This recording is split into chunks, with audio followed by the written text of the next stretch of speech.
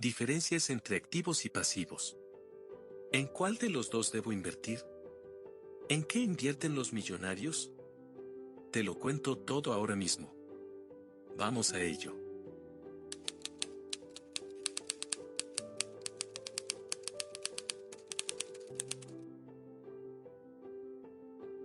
La clara diferencia entre un activo y un pasivo es que, en un activo, entra dinero en tu bolsillo y en un pasivo sale dinero de tu bolsillo. El activo es un conjunto de bienes que dispongas, y el pasivo es el conjunto de deudas que tengas. Te preguntarás cómo hay la misma casa para activo como para pasivo. La diferencia te la explicaré más adelante. Vamos a ver unos ejemplos ya que siempre queda más claro. Activos que puedes obtener. Conocimiento es el activo más importante. Una casa para alquiler vacacional o mensual, al igual que un coche, o cualquier objeto que puedas alquilar y que no sea de consumo propio. Acciones, ya sea fondos indexados o ETFs.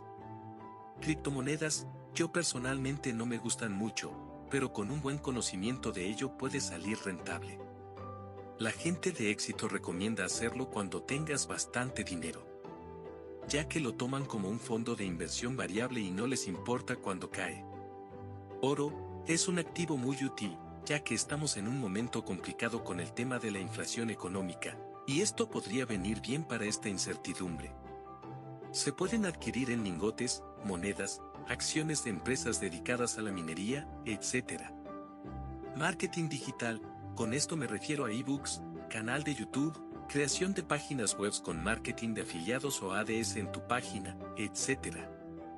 Esto se debe a que una vez que crees el libro, no te tienes que preocupar más de ello y puedes generar siempre ventas. Lo mismo pasa con YouTube o una página web, aunque eso no lo puedes dejar tan de lado, ya que en un corto periodo de tiempo caería. A no ser que lo tengas automatizado y te genere dinero sin hacer nada. Eso sí es un buen activo. Si quieres saber más sobre YouTube o los ebooks, en el anterior vídeo de cómo ganar dinero online sin invertir, lo muestro. Para ello lo dejaré por aquí arriba. Esto es un poco de los activos que puedes conseguir. Más adelante haré un vídeo dedicado solo a esto. Pasivos que muy posiblemente tengas.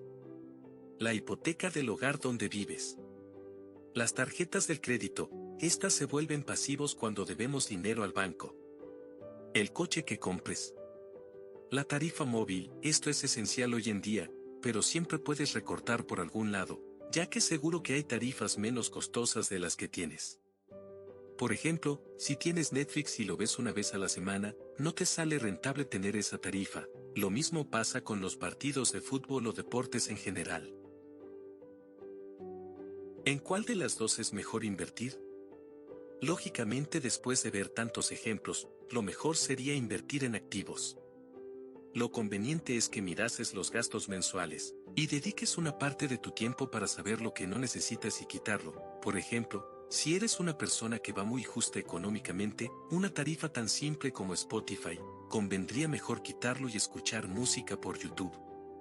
A medida que quites pequeñas tarifas, lo notarás a final de mes.